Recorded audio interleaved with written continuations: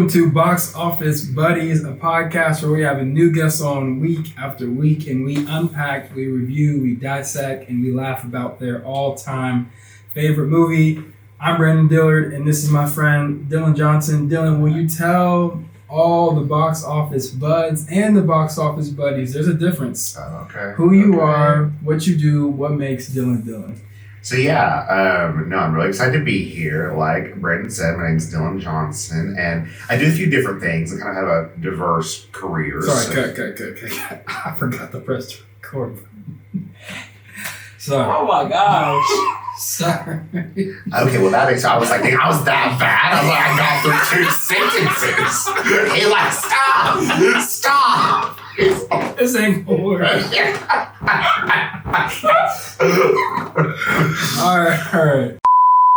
Welcome to Box Office Buddies, a podcast where we have a new guest on week after week, a new movie week after week, and we unpack it, we dissect it, we review it, we laugh about my friends and their all-time favorite movies. I'm Branden Dillard, and this is my friend Dylan Johnson. Dylan, will you tell all the box office buzz and the box office buddies who you are, what do you do, what makes Dylan Dylan?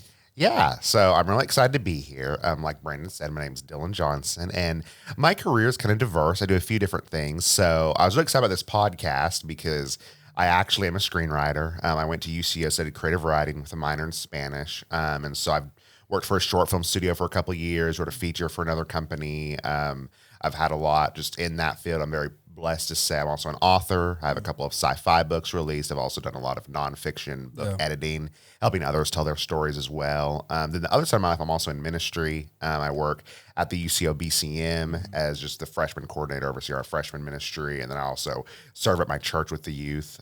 So kind of got a fun array of things. Yeah, that's awesome.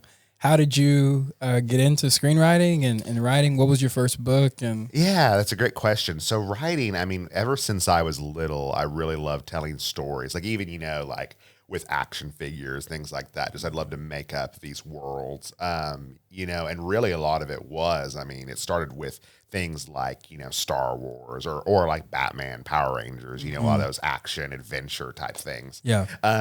And so really as I got a little older, like say teenager, I started writing out just more stories, I remember, sometimes in English class, you have those prompts that would have you write a creative story. And so now I do that, and I was like, I kind of like this, and originally it was just stories based off of like Star Wars or those other, IPs I mentioned. Yeah. But then as I got older, I was like, well, I really like this. I may like to study it. And so that's when I went to UCO, like I mentioned, and I was really blessed to have a great degree program. Screenwriting specifically, I really didn't think I could do it because, I'm based in OKC, not in LA or New York. Yeah. And I had an amazing professor, though, really a couple of amazing screenwriting professors who the art of screenwriting was just so fascinating to me. It changed how I viewed stories, changed how I viewed, movies in general. And so, it got me more into it and got me like, maybe I can do this. And then, I was also blessed that remote work was kind of more possible by the time I graduated college. Mm-hmm. My first book, though, is a sci-fi novel, an original one called Survival Dark Times. And that was huge dream come true. I got the publishing contract for it about 6 months after graduating, which is crazy. They just really liked the idea I pitched. I didn't even have the full thing written. I just gave them a sample. And so that was released in 2019, sequel in 2020, and there should be a third one in the near future. Yeah. But it's kind of, again, space adventure, but kind of focuses on like the low lives, the universe, the nobodies, like how do these big events affect just the normal people who aren't the chosen ones. So, I've been able to tell a lot of different types of stories, which is fun. That's awesome. And where can they find more of your work, and what is on the way?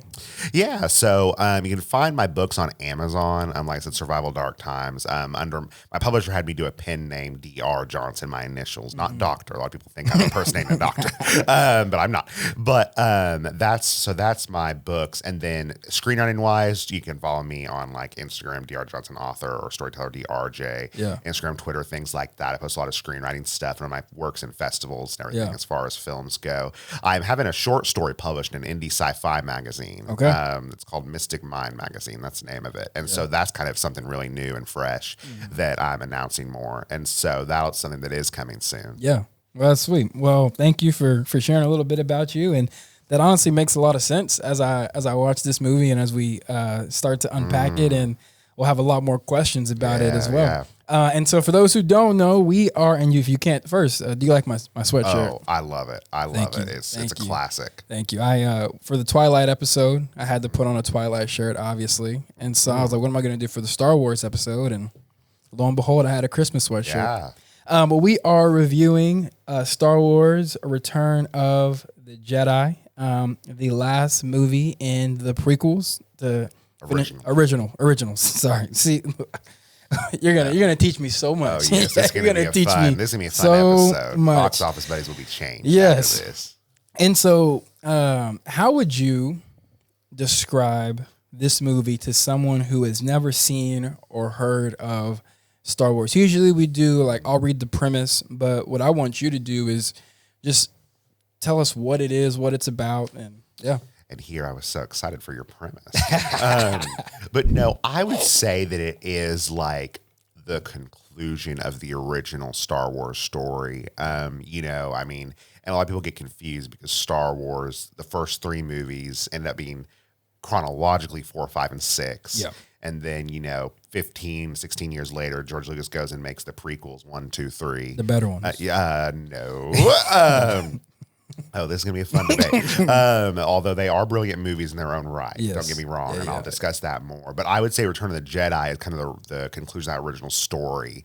And then later, of course, we've had 7, 8, and 9, which I do also really enjoy. But I say 6, Return of the Jedi, is the conclusion of the overall original arc of the first 6. And I would really say that Return of the Jedi, it's a very distinct movie because if I was describing it to someone who really had never even seen Star Wars before, you know, I'm not going to get into all the details because it can get confusing, but I would say really it's a redemption story. It's a redemption story, a family story. Yeah. You know, and so if you want to see, like, you know, someone come back from evil, like, and the hope that others have for that, like, this is the movie to watch. Yeah, that's good. Yeah, I was watching it yesterday, and I was thinking, because, you know, you can go online and, like, say, what's the best way to watch these movies? And a lot of people have a lot of different ways. But the one I've never done, but I've always thought was interesting, is they'll say, hey, watch episode 4 and 5, and then 1, 2, 3, and then go back and watch 6.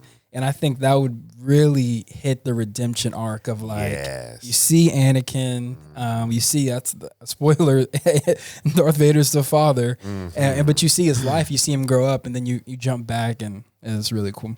Yes, no, I totally agree because that's, I word it similarly to people. I say 6 is the one that brings both the trilogies together.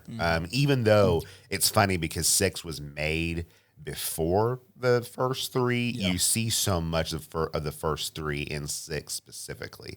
In Return of the Jedi, and there's a fascinating storytelling element there, you know. And I know that they were aware that they do the prequels at least when they did Return of the Jedi. I think they knew. Now I knew they weren't planning on doing it right then, obviously, but like they were aware, so that helps too. But it really it unites the story in a way that, like, there's been this massive, like, build up to it, really from 1 through 5. And I think the way that it kind of weaves everything together is beautiful.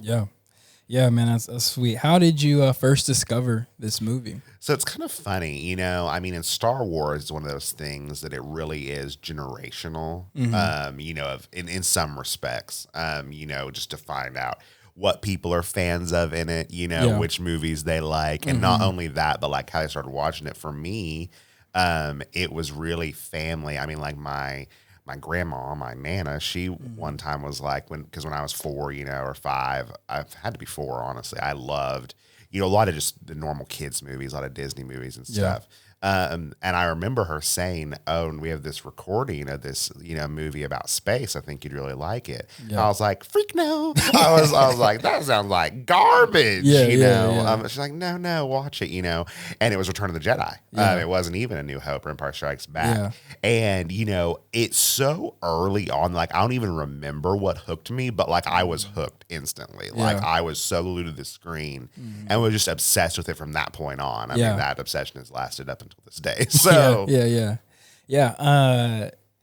so how many times do you feel like you've seen it since Oh, goodness. since then. Well, let me tell you, like when I was a kid, I'm not that old, but and when my childhood was kind of in the interim era where there was VCR and DVD, like DVDs were already coming out, but like we were still using VCRs. So I had these special edition tapes, like because the original 3 movies were re-released in theaters in 1997, and then they were released on VCR, and it had like some just upgrades to the visuals as well as some new scenes added. There's a lot with that. That's another aspect of Return of the Jedi is which version movie were you watching? But anyways, I had these 3 tapes that were special edition, and so I mean, I would watch them almost on repeat. I mean, it'd be like Get Up and like what Star Wars movie I'm watching today. You know, is it going to be 4, 5, 6, 1, 2, 3? Who knows? And so I mean, I've seen Return of the Jedi though because it is my favorite one. I've seen. I mean, it's probably. 100 times as being minimal. I mean, it's, I mean, I can almost recite the movie like it because again, I would just watch it over and over as a kid. And that's sweet. I was probably a late bloomer when it came to Star Wars. I do remember being a kid and hanging out with my uncle, and I remember being young when the prequels came out. And I just kind of remember seeing Yoda like on the screen and that being the extent to that. And I remember growing up and the Clone Wars would come on and I would watch those. And then it wasn't until high school where I I actually haven't seen all these movies. And so back then you could, I'm not that old, but back then you could go to Family Video and Blockbuster. And so I grabbed all 6 of them and watched them all in a weekend. Oh, wow. And awesome. I thought it was I loved it. We'll get into this, but I'm personally a fan of the prequels for several reasons. But here's where I kind of hit a wall is I think I'm a fan of Star Wars, but I'm not a fanatic of Star Wars. And that kind of leads to kind of my next question. Maybe you can help me unpack this, and as someone who writes sci-fi, what would you say to someone who calls sci-fi movies, sci-fi books silly? Because as I'm watching Return of the Jedi and there's this, 40-minute scene at Jabba's palace, there are a lot of elements where it's kind of like goofy, And so how would you help someone who's not really into sci-fi get past that? So that's a great question. I tell some people this who have read my books who weren't into sci-fi. And this is what I started doing with my own stories. And I think Star Wars also does this well, is that it is really still about people. It's about humans at the end of the day. And I know that when you're in Jabba's palace, it sure doesn't look like it. But at the end of the day, it's about people and their struggles. Like Star Wars is a family story. It's, Carrie Fisher should say it's about family. That's what always gets people engaged in it. And you can see that really in all 6. It's about family, whether that's your biological family, your found family, and so even though it's, okay, there's all this seemingly silly stuff going on. It's out there. It's, so many things were like, what on earth is this? What are these strange powers even? It's still, this is a story about people making their way and people growing and what the choices that they make matter. What do they do with these big decisions they have? And I think with Anakin, with Luke, you can see that over and over and over. And so I'd say that is relatable for anybody, no matter what universe it's set in. No, that's good. And I feel like the prequels, in my opinion, may show that a bit better when you see just the internal conflict inside of Anakin just from a young age. And I remember the scene that will always stick with me is like when he finds out that his mom is dead and he just wipes and it's just like, oh man, this is not going good. And in Revenge of the Sith, there's this Padme and so it's just so much internal conflict and it feels more humanized, I guess, than the originals, but we'll get into that. And so kind of the last, but before we get into just like the details is just what makes this movie so special to you, and why would you say it's your favorite of all time? That's a great question because a lot of people would say Empire Strikes Back is the best one. And maybe it is. I'm not even disagreeing with that take. And I love Empire Strikes Back. And even similar to you, my childhood, I think, was unique because I grew up in a time where the originals were out and they were being remastered, remade, and all this stuff. But then also the prequels were coming out. Like, I mean, Phantom Menace, I remember going to see it in theaters. And again, I was like 4 or 5, young. And so, I mean, I got to watch the prequels come out. But I was so young that like both trilogies were kind of always a part of my life. Like there was never just one.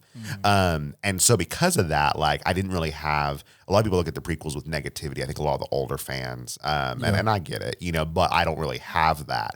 And so it's kind of, for a long time, it was kind of a struggle to pick a favorite because again, all 6 of them are special to me. I mean, now all 9 of them are special to me even. But I would say that with Return of the Jedi, so what makes it special is the fact that, again, it brings it all together. I think it's a fun movie. Like, it is just so fun. It is fun. I love the stuff in Jabba's palace. I love everything with the Ewoks. I mean, like, and I think even in that, there's kind of a lesson almost of anyone can accomplish anything. Because, Luke sets out on this journey, not just to defeat Darth Vader, but to overcome his own darkness and bring Darth Vader back. And, and it seems so impossible. I mean, Darth Vader's like known as like one of the best villains of all time, if not the best villain, and for Luke to really try and bring him back, to tap into this conflict that is so far buried, has just been just evil for years. That's powerful, and that's a tall task.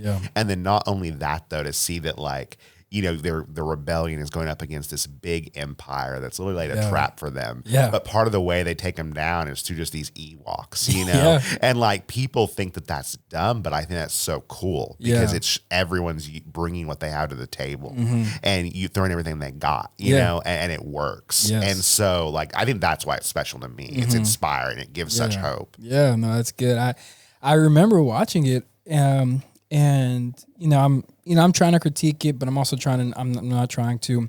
But the Ewoks, I remember thinking like, man, this is silly. Like, this is like, what are we doing? This is supposed to be like the finale. And like, and today when you see finales, you think of, let's just take Endgame, for example. It is just like nonstop fighting and we're figuring things out. And now you have this like Ewok scene that's taking a while. But really, the reason that they win is because the Ewoks were there, and because there was a surprise element. They had more people, and so. But man, let's let that lead us into. Let's talk about the plot. I'm trying to, our head, like the storytelling, and so, what does the plot do well? What are some slow moments, and is it engaging? Yeah, so I think that the plot of Return of the Jedi is also fascinating because I could be wrong on this because it's not like I've seen every movie out there, but I would venture to say that the structure and plot of Return of the Jedi is unlike most movies out there.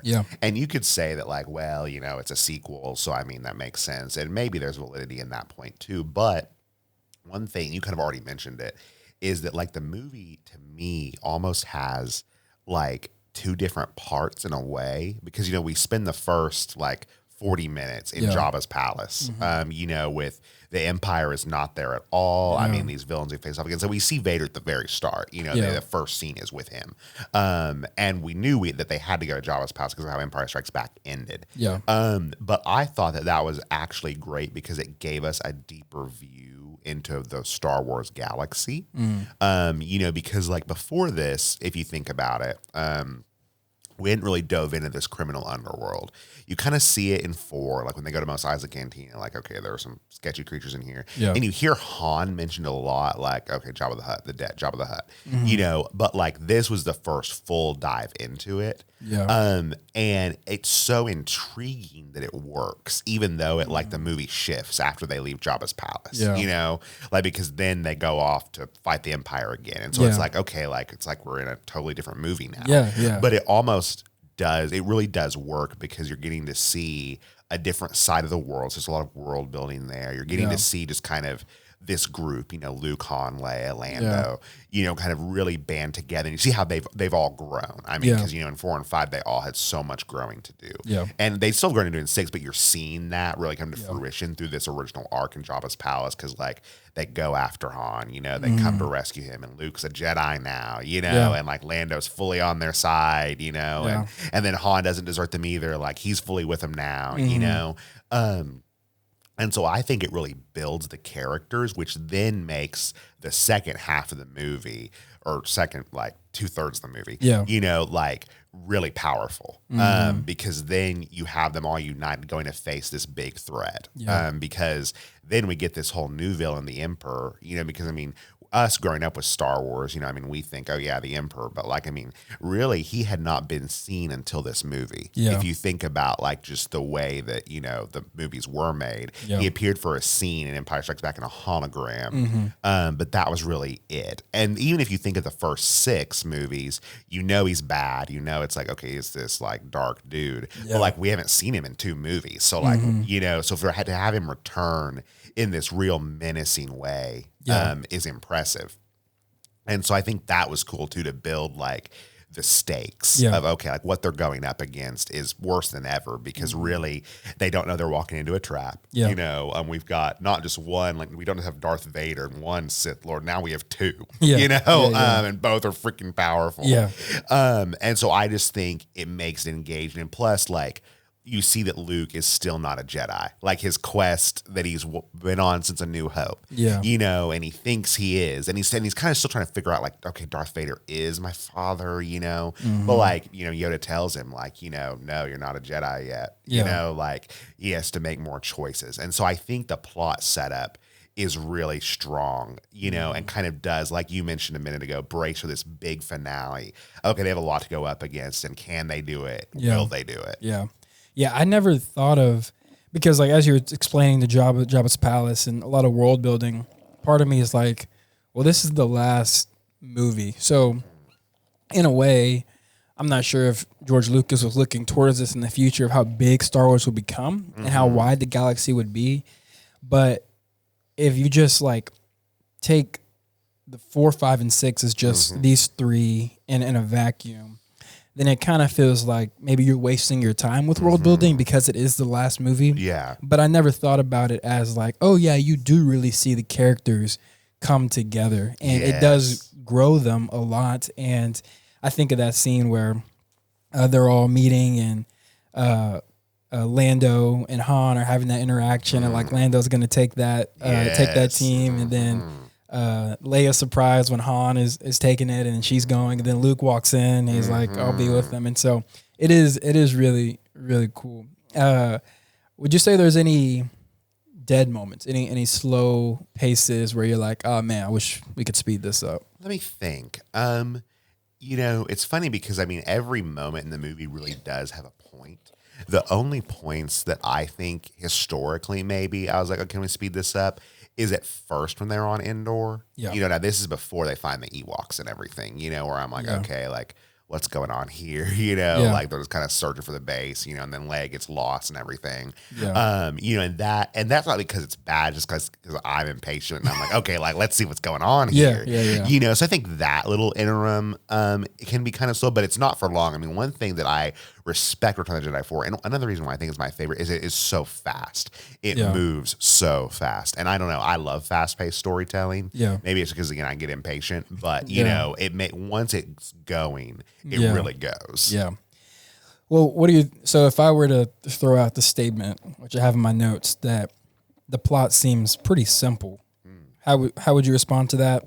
So I'd say that's true to a point, but also not true to a point, because I do think like the plot, you can sum it up relatively easily. But I think when you do that, it's not that it's inaccurate, but it misses a lot of the nuance. A lot of the nuance that you just pointed out of what's going on in each of these characters, because you can see how each of them have grown and are growing, and I think that even if, and it may sound simple, but it's like, again, what they're doing is not easy. I mean, these are the stakes are higher than they ever have been in this film. And so whether it's simple or not, it's like they're still fighting for their lives, you know, and not only that, like they're fighting like Luke, I mean, he's fighting the dark side. I mean, like that is what, not only is he trying to help his father, he is fighting to fall because that's again what Vader and Palpatine want. Yeah. You know, and then, you know, there's of course Han and Leia and their whole developing relationship, you know, and you find out that Luke and Leia are siblings, you know, there's all these different aspects of the characters that are building up underneath the surface level conflict of the Empire versus the Rebellion, light side versus the dark. So would you say this is a more plot centric or character centric movie? I would argue it's more character centric. You know, because again, all those things I mentioned, like the plot is pretty straightforward. Like, okay, they want to stop the Empire. So, you know, they're going to go and try and blow up this second Death Star they've made. And it's a trap. So they have to fight their way out of it. You know, and that is straightforward. But the characters and what they will do, that's what keeps you on the edge of your seat. Is like, okay, will Luke fall? You know, will Vader turn back? You know, I think that is the heart of Return of the Jedi. Yeah, that's good. You know, it's funny you say that. As I think about Return of the Jedi, it kind of has a double meaning. It does, yeah. Obviously, it's like Luke, but really, it's Vader. He's returning back to, and that's the goal. And so I just thought about that. Yeah. So let's move into characters then. And so, who are the main characters, and how do they serve the story? So we can start with the obvious main character as Luke. And so, how do we see Luke develop most in this movie? Well, you know, that's a great question because I think Return of the Jedi, it's a fascinating film because of Luke in particular. Yeah. But to really fully consider that, we have to think about the trilogy as a whole. Yeah. You know, because if you think about him in A New Hope, he's young, you know, and he's very impatient. He is so eager. I mean, he really has an attitude half the time. You know, A New Hope, I mean, he's mouthing off to Han, to his uncle, to everybody, you know, and he just isn't like really getting the Force. Like he, you know, wants to be part of this big fight, but he just doesn't fully understand what the Force is, even though he wants it. You know, he wants to be a Jedi. You know, and Obi-Wan kind of teaches him and stuff, but even then it takes him until the end of the movie to really get it. Yeah.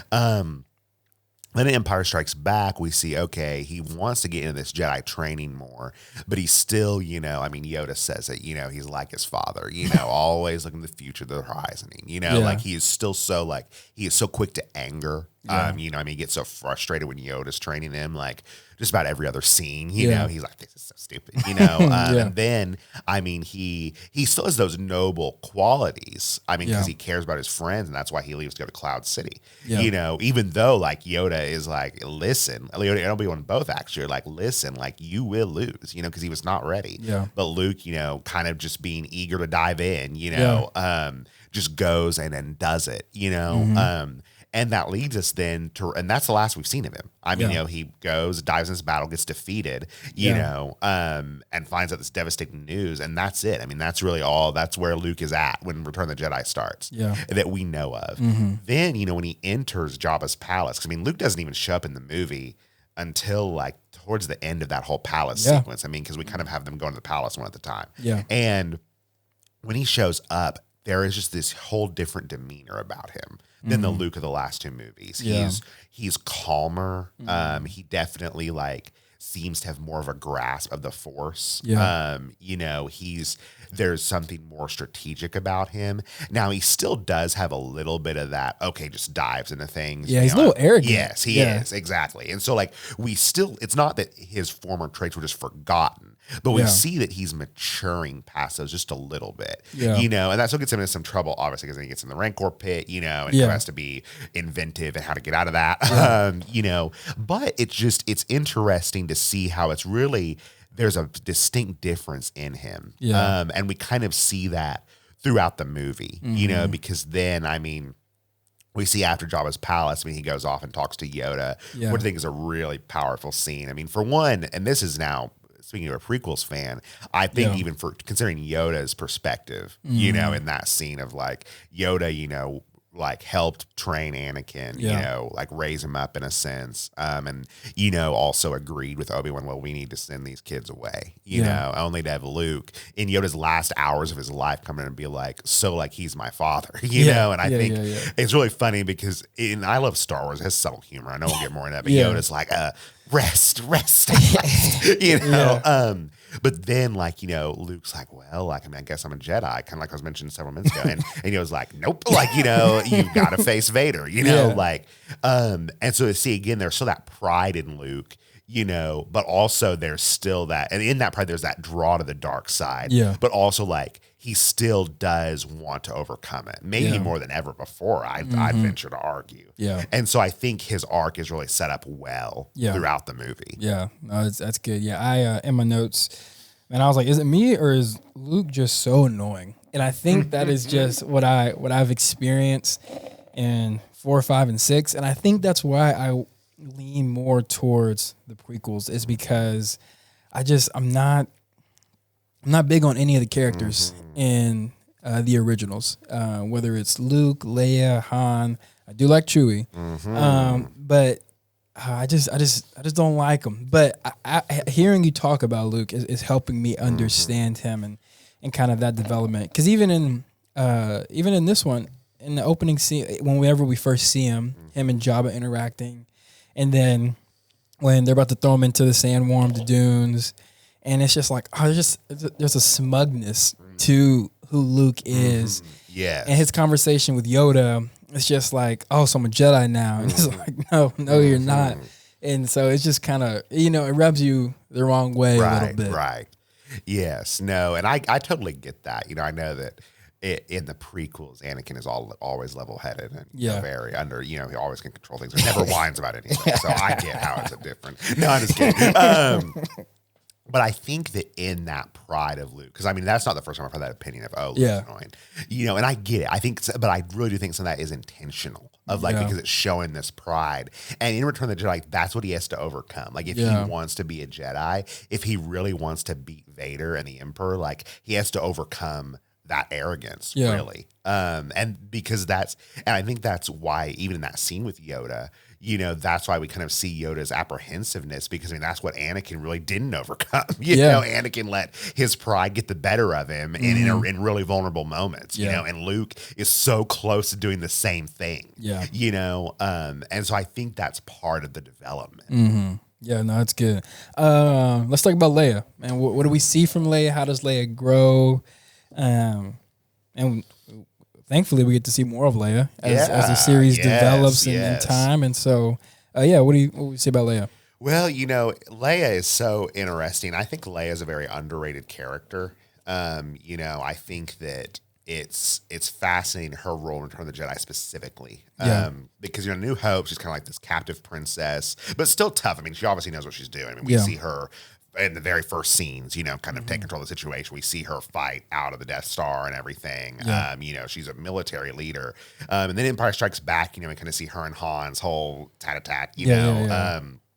And then now in Return of the Jedi, it's interesting to see her, you know, because, I mean, I don't know, I think about people who were, you know, alive back in 1983, you know, and I wonder if when they went to the theaters, if they were like thinking, oh man, Luke and Leia are going to get together in this movie, you know, when this movie really turns everything we know about Leia on its head. You know, I mean, because, and it'd been kind of hinted at in Empire Strikes Back, you know, that she was, you know, his sister, because I mean, they mention another, they don't really specify it's a twin or sister or anything, but then, I mean, when Luke calls out in the Force after, you know, when he's hanging off Cloud City, Leia's the one who hears it. As they dropped hints, so I don't think it was just some random twist, but at the same time, I mean, who's going to be like, oh yeah, that's his twin, you know?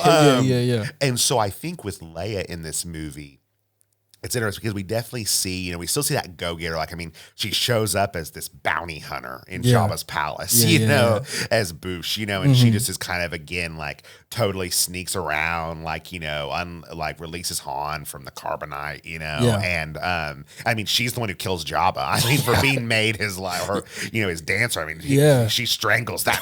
I'm happy she got her revenge. I mean, and so again, like, she's still this go-getter, still, strategic tactician. But then we also see, I think, this deeper vulnerability with her, especially once, as things with her and Luke's like true relationship develops, and we really see, like, I think that scene on Endor where Luke says, like, it's you, like, you're my sister, and like, and he tells her, like, well, you have this power too, and that's really significant because, I mean, think, oh, well, like, Leia could be a Jedi, and that's something that I really appreciate the sequels for, is they made her that, and obviously I wish that Carrie Fisher had lived, because I think we would have seen even more of that in 9 had that been the case, but even with what they did, I thought it was very impressive.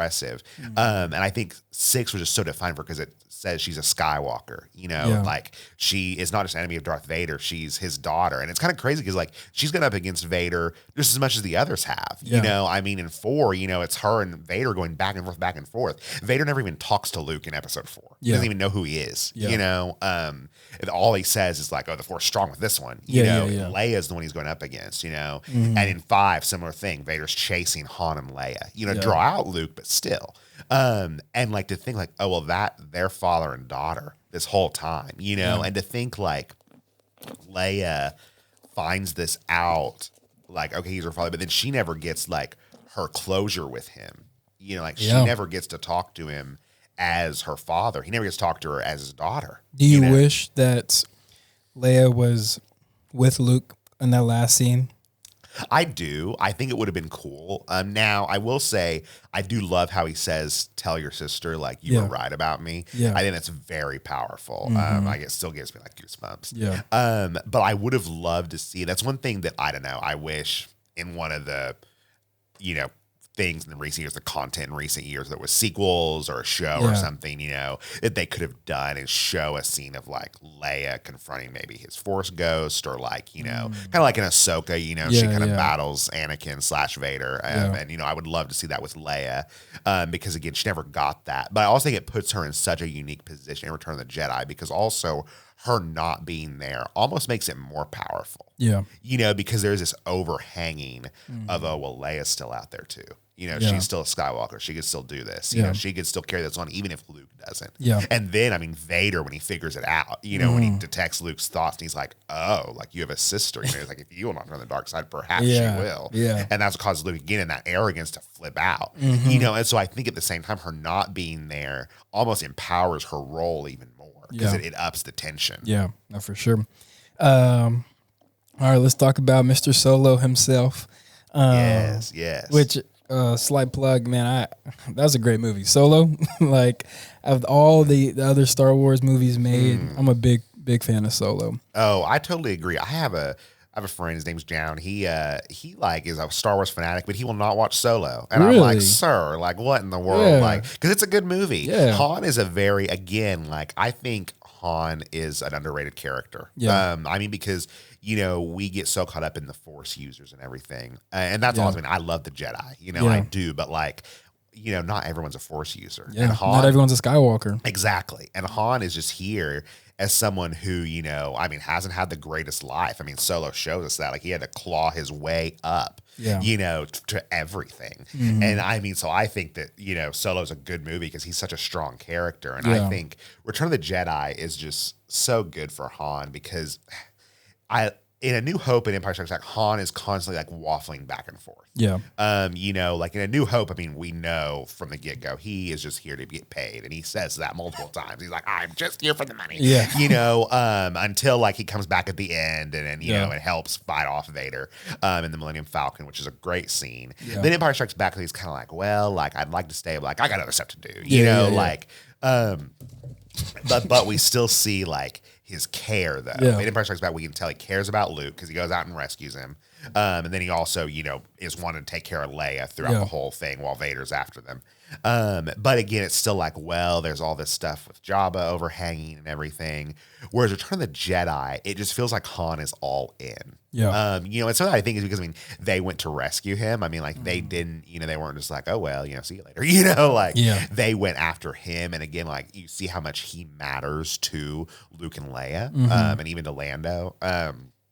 I think, then after that, you see Han really just fully take on, like I said, even to a surprising degree. Yeah. Like, no, like I'm gonna lead this. I'm gonna be a general. I'm gonna lead this. And I mean, he even like you said, lets Lando fly the Falcon, which is insane because this man literally just sold him into carbonite, not even that long ago. But like you see, I think just again a new selflessness in Han of like, okay, he's this rebellion leader now. Yeah. There's this line in Force Awakens, that I think is really interesting because when Rey and Finn both find Han when they're on the Falcon, like they say Han Solo, and then like Finn says the rebellion general, and then Rey goes, no, the smuggler. Like there's almost like these two different sides of him. But Return of the Jedi really brings out that full like heroic side.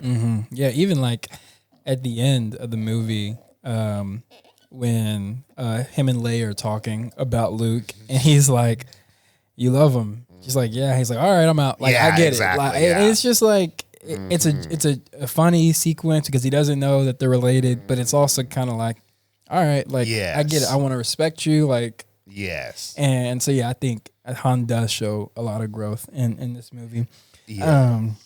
Let's talk about Vader, and then we'll keep moving. So, I mean, in a way, you could say it's Vader's movie.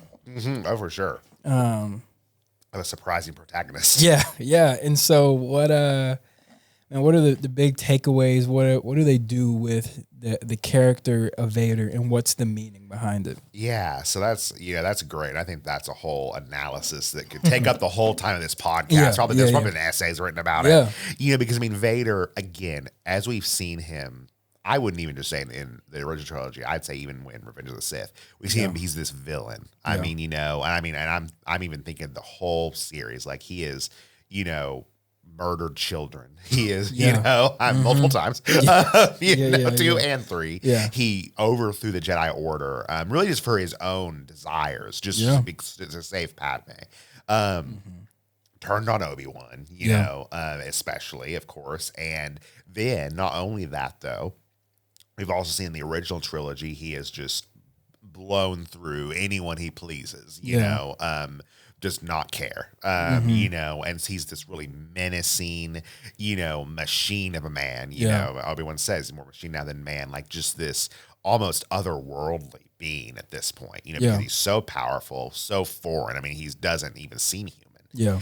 And that's really how the movie starts him off just like all the others. I mean, he's still that same, Sith Lord. It's not like he's any different or any less than, And all of a sudden, though, we start to hear, like, I think Vader, Return of the Jedi, is the first movie where we hear his real name.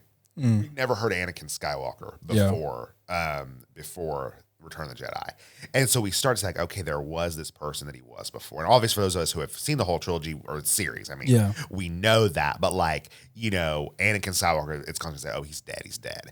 And we start to see, oh, well, no, maybe he's not, And then not only that, though, we kind of start to see slowly throughout the movie that there's these hints of just maybe he is a little clouded by the fact that Luke is his son. It clouds his clarity a little bit. And also, but at the same time, in a way, like he's so focused on that like it also strengthens him. I mean, I think it's like even when like Palpatine's like, well, I haven't sensed him, and Vader's like, no, like I know he's there.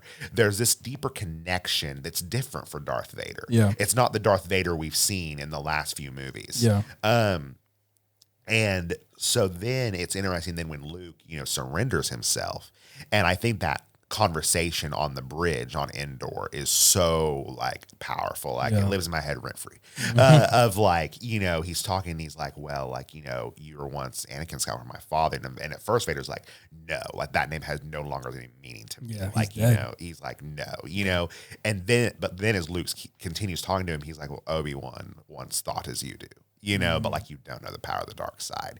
You start to see like, okay, maybe there is just like this resignation in Vader to his fate, but it makes you wonder, is there more, you know? And then like, you know, you see, even as he's fighting Luke, you see like, okay, he is willing to kill him, but also there is this conflict, even though he's denying it. Yeah. And just as the movie keeps going, you're like, okay, what is going on with Vader? Yeah. Like maybe there is something, maybe Anakin is still in there. Yeah. And I think the scene, I really wonder, let's go back to I wonder what it was like for the first time moviegoers back in 1983, because I mean, I would not have guessed he's going to redeem. That's what I was going to ask you. Like, do you think people saw that coming? I don't think so. I mean, you can see it being built up in the movie, but at the same time, it's Darth Vader. Yeah, there's no turning him. And so it's like, I mean, you know, when Palpatine is electrocuting Luke and Vader's standing there, you're like, well, I guess this is it for Luke. You know, like roll credits. And it's very interesting so this is going to make me sound all old, you know, but like the movie, the most recent version of Return of the Jedi, this was from like 2011, I think, when it got released on Blu-ray, which is also the version on Disney Plus. Yeah.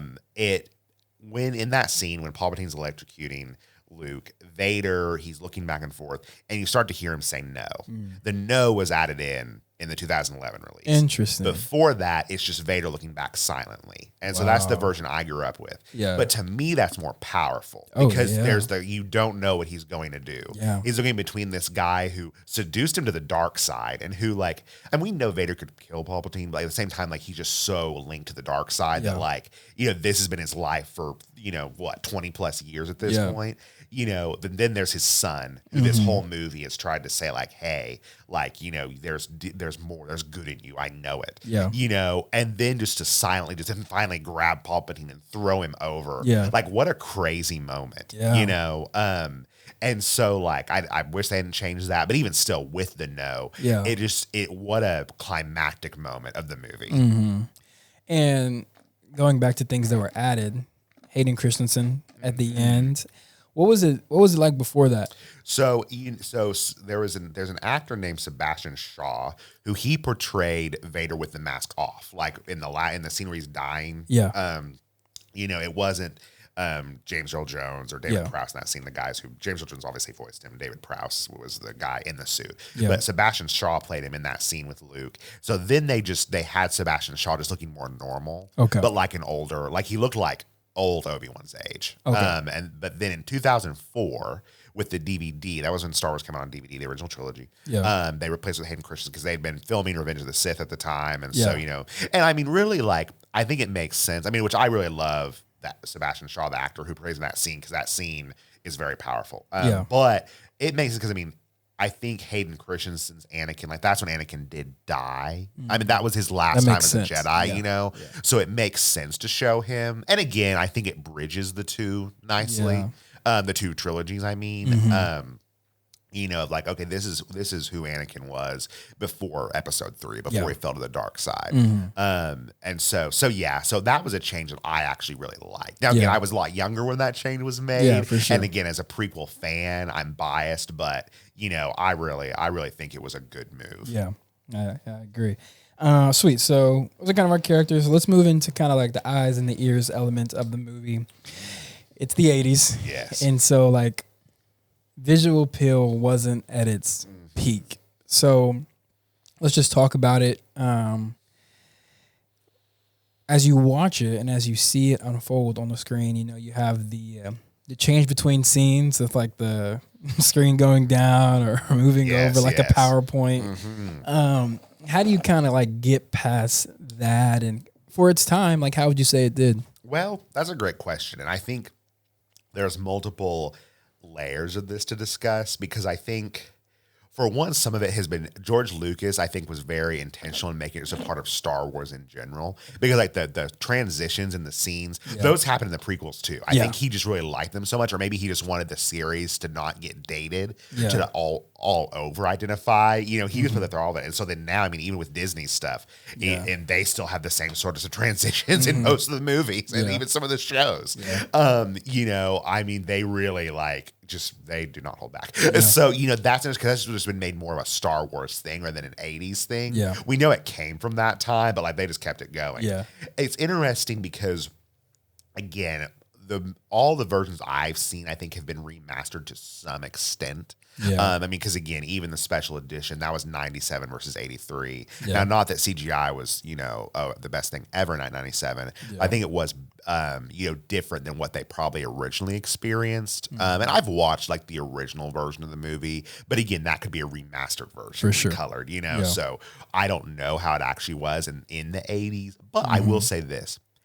There's a beauty to the original trilogy of Star Wars. Yeah. And a beauty that even though, like, I know in a way, I know people say that it feels dated, and I know I'm probably biased here, but to me, it's not. Like, I don't just watch Return of the Jedi and think, oh, this is an 80s movie. Yeah. Because the unique way that George Lucas and really all the filmmakers involved filmed it and made it, it really feels like no other film. Like, it really feels like its own unique place. Yeah. And even graphically, like, they used models before they used the CGI. Like, they did use CGI, but they would build models of the Death Star, of the Star Destroyers, of all these things, which I actually really like, because to me that makes it feel real. Like, okay, I feel like I could reach out and touch this. One of my critiques of the prequel trilogy is that the CGI is a little much. And I know that George Lucas is out there. If he listens to Box Office Buddies, he's gonna be like, this man, get him out of here. Like, I know that he prefers a CGI, and that's okay, it's his thing. But like, I like the look, the more real look better. So I honestly think the graphics are actually really ahead of their time in Return of the Jedi. And because of how they filmed it specifically, it makes it seem more real to me. Like, even space, it feels like a real place. No, it's good. It's hard. Like, I mean, knowing what you know now and like going back and watching something like that, like, we'll get into like the sounds, but like the pew pew and and let's just Jabba's palace. Like, it's just like, what am I like? It just feels so uncomfortable at times. Of like, oh man, what? It just feels so old. But I do like the word that you say that like it was ahead of its time, and I do like that it is a Star Wars thing. The transitions, and, it's just unique to them. Yes, I mean, that's one thing that I really respect George Lucas and all the Star Wars filmmakers since then, is they really almost, like, even the pew pew, they've just made that a part of it, where it's like, you're not going to see this and think, oh, that's the 70s, right? You're going to think that's Star Wars, and I really think that's clever of them, because I think that's prevented them from being dated. And even in Jabba's palace, you have to respect the craft in some ways. Like, the fact that these people weren't CGI. Now, that Jabba's palace has been changed a little bit. Like, you may know this, but the music scene was totally different in the original one. Because the original, when all the aliens are dancing, it was a totally different song, actually. And originally they were all puppets. Like Cy Snoodles, she looked the one with the long old snout. She, looked totally different. She was just a puppet. And then the 97 version, they actually added in some new actors. They filmed some new actors, but they also added in a little more CGI. Like, that guy's like, CGI. But I don't really know what was going on there. I'm like, man, okay, they're having a good old time. But even in that, Jabba's palace has been changed a little bit. But at the same time, like, Jabba, I think, like, hats off to whoever designed him, because like it makes you uncomfortable, because he's such a like monster, a monstrosity. Like, I mean, you're like, oh my gosh, at this slug, And again, I mean, think about it. This is the first time people were seeing Jabba, because in A New Hope, that scene was cut out. Originally, because they didn't have the CGI for it at that time. It's like, I don't want to do it if we can't do it. If we can't do it well. And so then they made this big puppet, and it does make you uncomfortable, and I think the same goes for a lot of the alien costumes they had. And so in a way, I think I just really respect the artwork that went into it, because it's beautiful, in its own way. And again, it makes you like, okay, this is not a place I'd want to be. For sure. That's good. So let's talk about the ears element of it. Writing, music. I mean, you can't deny that Star Wars has an iconic sound. Sure. Like, when it's on. And so this is up your alley, the writing. Like, how did some of the lines fall on you? I think Star Wars in the movies, and in a lot of the writers of even the shows and books and everything, really strive to carry this on. I think many of them do it well. Star Wars is a distinct dialect. I don't know if you've ever noticed that, but just the way the characters talk. And I mean, some of that may have originated with George Lucas. I mean, George Lucas wrote obviously Star Wars. Yeah. He wrote A New Hope, draft from the get-go, and he also wrote the drafts of all the others. Now, he had some help on Empire Strikes Back and Return of the Jedi from Lawrence Kasdan, who also did drafts for Force Awakens, actually. Interesting. All these years later. And so, I'm not saying it was just George Lucas, but like, there's a distinct voice I feel like the characters have. Just the way they talk it's a little more formal, like the way that Luke or Leia talk. Like, it is so like, it's not just like, yo, what up? And in a way that's also, I think, become part of the universe. And so the lines then reflect that, and so the lines, like, some of you may be like, okay, what is this? What is this saying? Like, you may feel like it falls flat, but also in some ways I think it represents the culture, again, of that world. Yeah. In a lot of things and just of how they're talking to each other, like, even I quoted a few minutes ago, but when Vader says, like, Obi-Wan once thought as you do, like, who says that? Like, no one does. Yeah. But at the same time, it's a powerful line because you're like, oh, well, that's unique. It lives, it stays with you. Yeah. And so, like, I think the writing is just very interesting. It's very intriguing. And I mean, I'd love to get in the side of George Lucas's head because I'm just like, man, like, I don't think I would come up with that. Yeah. And I'm a writer, but yeah, I think that's something I'd point out about the writing. Just the dialect is fascinating all throughout. Yeah. So what language do you use in your writing? Oh, do you use a different dialect or? Let's see. I try to. It depends on who I'm writing for because I also try and keep in mind that different characters are from different cultures, especially with space. I mean, you're going to have a ton of different planets, cultures. And so, like, some characters speak very, like, in a way that would sound foreign to our ears. Yeah. Then others, though, I try and keep it a little more relatable of, like, okay, this is someone that, like, that the reader can really relate to. So they're going to sound a little more like, And that doesn't mean everything they say is going to be like straight off of TikTok or something, but like a way like, okay, well, I get what this person's saying. Yeah. That's good. What about the music?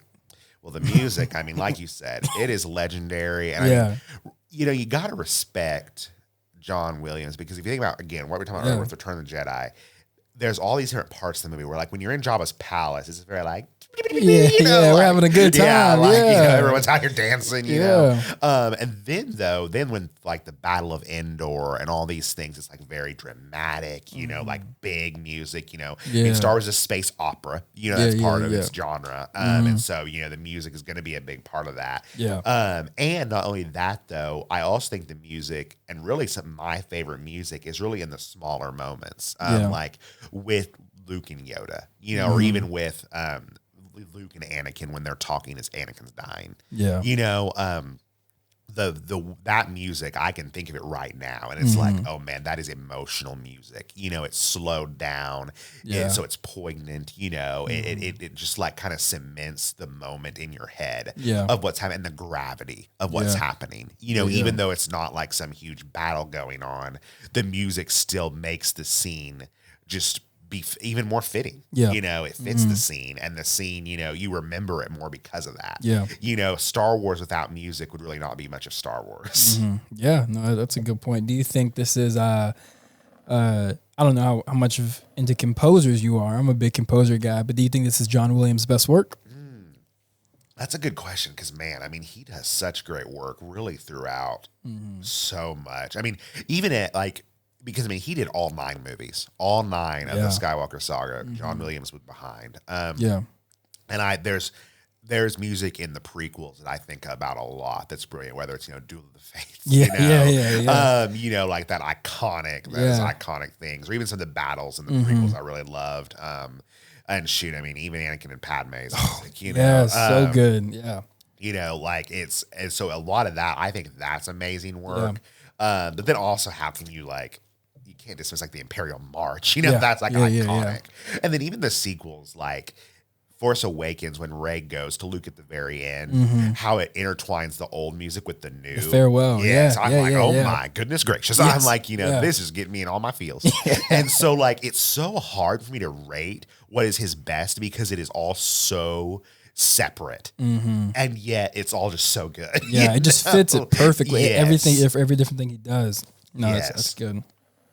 So as we kind of wrap up, a couple of questions just about you, and then just a few more about the movie. But like for you, you know, this movie is big on family. And so like if you feel comfortable sharing kind of like as you're growing up watching this and like seeing this family and this growth and this redemption, like in some ways, does that relate to you and kind of how you grew up and your family, or what's that situation like? In some ways, yes. You know, I think that, you know, it's interesting because, you know, I did grow up, my family, and I really loved Star Wars. Yeah. We did. Because, I mean, like I already told you, my grandparents loved it. Yeah. I had an uncle, I have an uncle who he also really loves it. So he, you know, I got into it with him early on. And then my dad, I mean, his name's David, he was also really into it. Yeah. And so, like, you know, got into it with him very early on as well. And so we would always go to the theater together, you know, whether it was with my grandparents or with my parents. And my sisters, I mean, they're younger than me, but then they got into it because I was into it. We would play Star Wars growing up. Like literally we would just make up stories, you know, whether it was with action figures or just playing it outside or inside or something, you know. And so it is very special in that aspect because it's something that we all shared. I mean, you know, we would, even with when the new ones came out, a lot of us would go to the theater, you know, my family, and see them. Yeah. And so that's something very special in that regard to me that has a lot of just childhood. Yeah. Well, and then I think too, with Return of the Jedi, it's interesting with Luke, you know, he's trying to help Vader and trying to save him, you know, from, you know, himself, his own darkness in a way. Yeah. And I think there is a part of that I relate to, even more so as I've gotten older in life. I have my biological father, his name is James, and you know, I didn't know him a lot growing up. He wasn't around, and then I did meet him later in life, you know, and I really genuinely like cared for him and still care for him. You know, but he, you know, shows the alcoholism and just, you know, has really showed a lot of things throughout his life.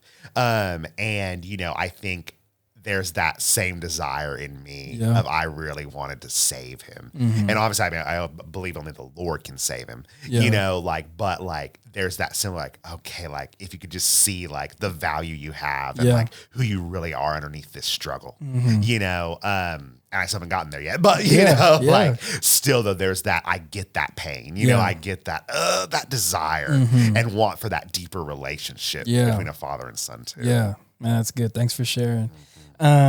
So would you say this movie is underrated, perfectly rated, or overrated? That's a good question.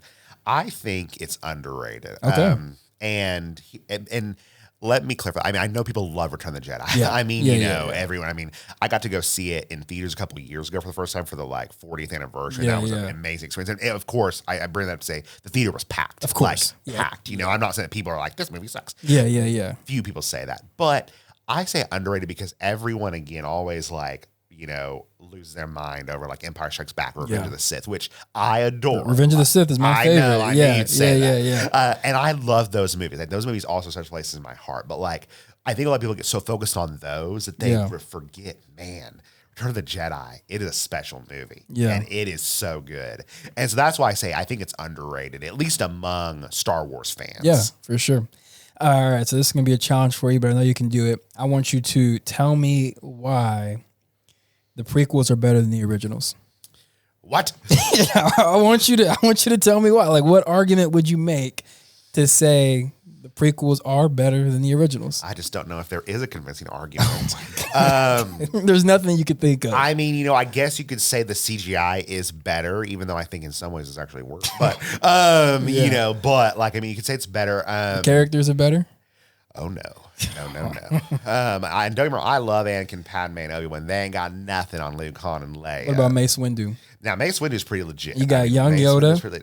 You got Jar Jar Binks. Yes, yes, of course. Everyone's favorite. You got, Jar Jar Binks. See? You're getting it Jar now. Jar. I don't hate Jar Jar. You know, you have an amazing villain, Viceroy. Getting gun right now. Okay, I'll say this about the prequels, actually. This is what I'll give them. It is amazing seeing you get to see more of the Star Wars universe. Kind of like how I mentioned in Jabba's palace, you get to see more of the universe. Because the originals are very contained, and understandably so. Like, not even just for the time or anything. I'm not saying that, but for the story. Like, because these are people kind of on the run, on the outskirts of the galaxy. They're not just always going to be out here in the hub of, you know. Not playing that one game in the Phantom Menace. Exactly. You know, but like in the prequels, you really see what is this society like, or what was it like? Yeah. You know, you get to see the Senate. I love the political aspect of the prequels. Yeah. I think a lot of people dog on that. I think it's so fascinating because, again, you're understanding this is how this galaxy works. Yeah. And this is what matters to these people. You know, and it's also very interesting. There's also social commentary in there, which is a whole other discussion, but I think that's fascinating too. Just on how the Republic works, how it fell. But then also, you know, you not only do you get to see the thing, you get to see the Jedi and like what is the Jedi Order? Because in the originals, they're all gone. And so you hear the teachings from Obi-Wan, Yoda, but like you don't really understand what they were. And the prequels, you get to see, oh no, they were this fully functioning order that like, here's how they recruited people. Here's the age they recruited people. Here's what training looked like, you know, here's kind of the code that they taught.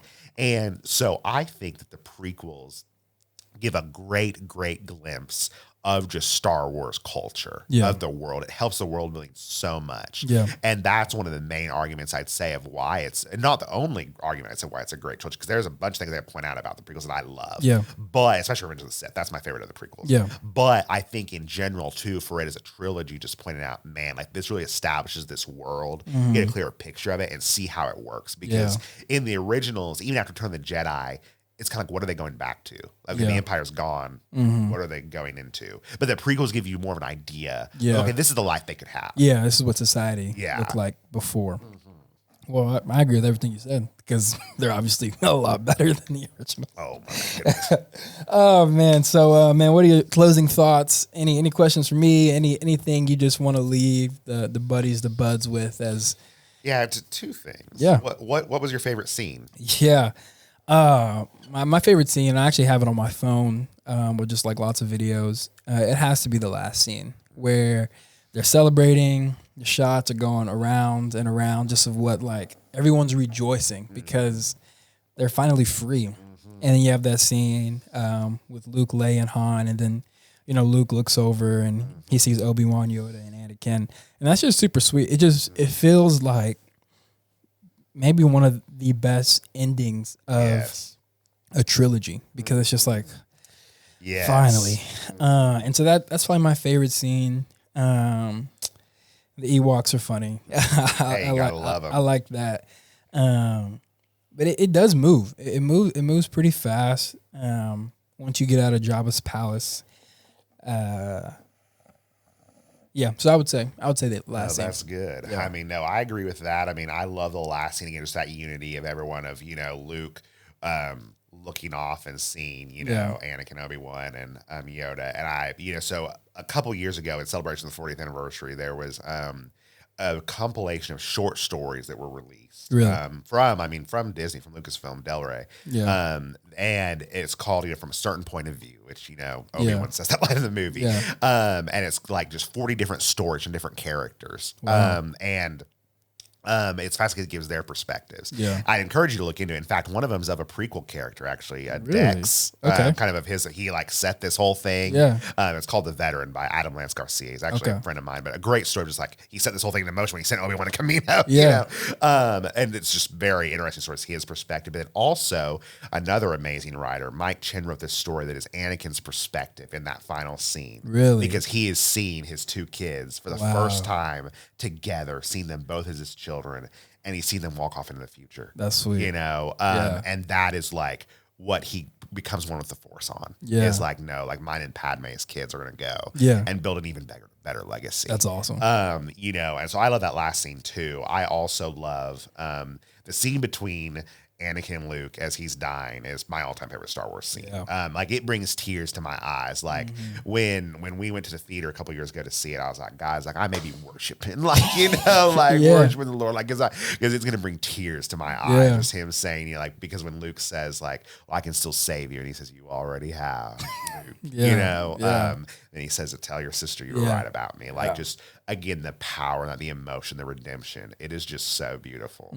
And so that's my favorite one. But I love the Ewoks. I love C-3PO and R2. I mean, they are amazing. I mean, that's one part that's underrated. Their humor, they are so funny. You know, really like funny. You obviously think Han's like the funny guy, but C-3PO and R2D2, those are like, you know, the subtle subtle jokes. And No. I from beginning to end, Sleeper R2D2. That humor just gets me. Yeah. It's hilarious. Sweet. And it's the second thing. You had two things. That was the second. Oh, great. Well, sweet. Well, you good? Oh, I'm good. Everything's off your chest? Oh, yes. Okay. Well, thank you guys for listening. Don't forget to like and subscribe and share and go watch Star Wars. And we'll just keep seeing how this universe grows. And until next time, we'll see you guys. See you later.